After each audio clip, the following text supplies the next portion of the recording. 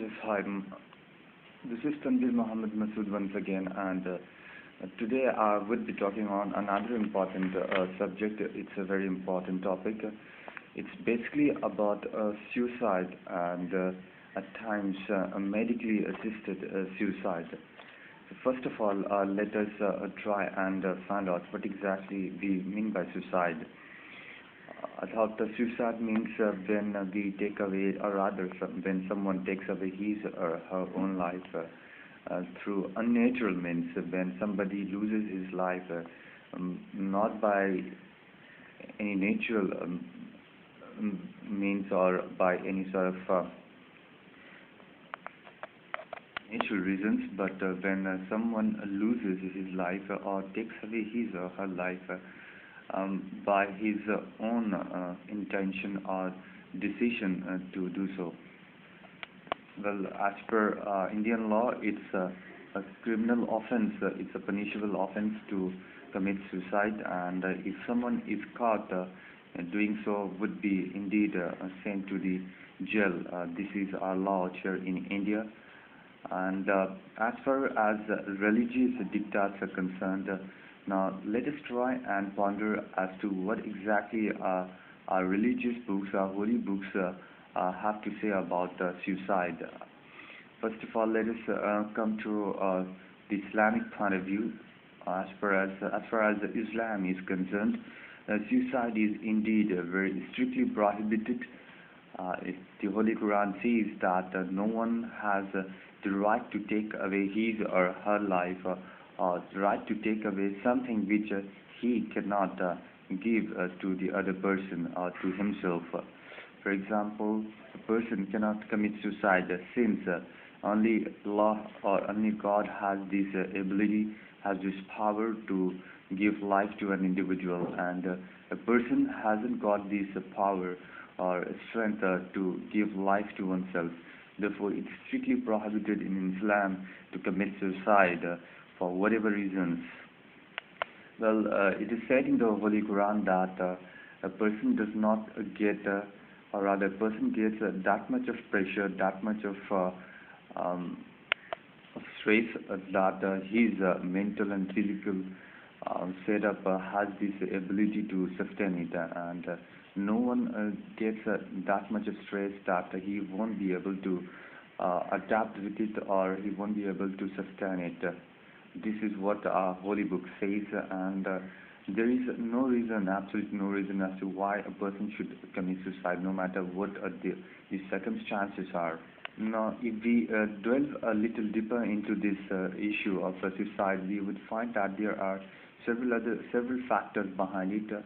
There are certain circumstances that takes place in a person's life that often leads him, or rather exhorts him to take such a ghastly step. There are certain situations as well. There are situations like in a person's life that often pushes him to such a dastardly step to be taken.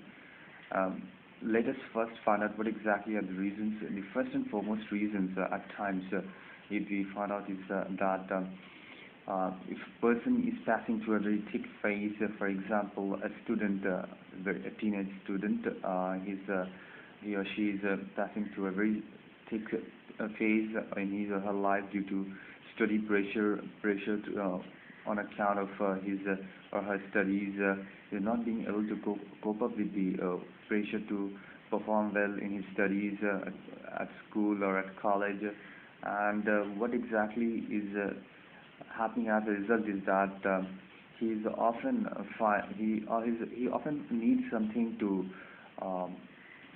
cope up with, and but if he doesn't find that particular thing that he needs to cope up with, he often, or she often is driven to take such a dangerous step, and what we find often is that students who are not being able to cope up with the studies pressure are often taking this step, committing suicide, failing in examinations, failing in board examinations, or not being able to live up to the expectations of their parents. These are basically the reasons why suicides are quite rampant as far as students are concerned and who are not being able to put up a good performance in their academics. They are often driven to take such a dangerous step and committing suicide. I thought that this is really abhorrible. If somebody fails in his examination, he or she should be always given a next chance to perform well, should be encouraged, and he or she should look up to the situation as something which can be remedied. If when someone fails, it doesn't mean he is a loser or she is a loser. It means that there is a little room for improvement, which can be done in the next year of examination, where you can put up a very good performance. So I thought this is the way out. Counseling is one way where one can put up a good, or rather, wherein one can counsel that person that all is not lost, and indeed there is always the next chance to perform better and put up a good performance in the next academic year. This is the way we can make sure that students who are basically not quite good in their studies or who are not doing good in their examination are not driven to take such steps, and indeed they can be counseled, and they can be they can be told that yes, there is a next chance, and indeed they can put up a good performance. There are other reasons as well. People or other there are youngsters who are often leading a very fast life, taking to pubs, discos, often consuming alcohol at some time, and they are often leading a very fast life, have certain love affairs as well, and in such cases, at times what happens is that if the love affair fails, they often are driven to take such a dastardly step of committing suicide at times. They are not being able to cope up with the fact that their love affair has failed, and what actually happens is that they become so depressed and so on that they often think that there is no way why they are leading this life, and they often go ahead and take their lives. I thought this is another reason why there is a rise in the rate of suicide rates these days. Failed love affair is basically one of the reasons why we are witnessing a very swift pace of increase in suicide rate. At times what happens is that when a person is terminally ill, or there is some incurable disease that is afflicting a person, there are certain countries in the world, for example Belgium, wherein there is this law, this draconian law coming up, or this is in the process of coming up in Belgium, that if a person is terminally ill, his life can be ended, he can be given a mercy killing, in other words. I thought that this is indeed a draconian law if it comes up in Belgium. In fact, there are other parts of Europe as well where this law thought is prevalent. So this is one of the most dangerous and most draconian law, wherein a person who is terminally ill can be killed, literally killed, or given a slow death. I thought that this is really very horrible. A person has this ability or has this right to take away another person's life, since he has not gotten this power of providing him back that life to that person. Well, I thought if we come to the religious perspective once again, we would find that there is no verse in the Holy Bible wherein this mercy killing has been mentioned. In fact, Jesus, peace be upon him, was sent as a healer. He was a healer who could, by God's permission, give back life to a person. He could heal certain incurable diseases like leprosy. People who were lepers were basically healed by God's permission. Jesus, peace be upon him, had this ability of curing people, and he never ever went on to give this message to his followers that mercy killing is at all allowed in Christianity or in any other religion. I thought people, or rather anyone who is supporting mercy killing or killing of a person who is terminally ill, should go to the scriptures and find out what the Holy Book says. As far as Bible is concerned, or as far as the Holy Quran is concerned, there is no verse, one single verse that says that mercy killing is allowed. In fact, there are verses that deplores such an act wherein mercy killing has been supported by certain people in the world. If Christians or people anywhere, anyone who is supporting the killing of any terminally ill person should go back and find out what their Holy Book says.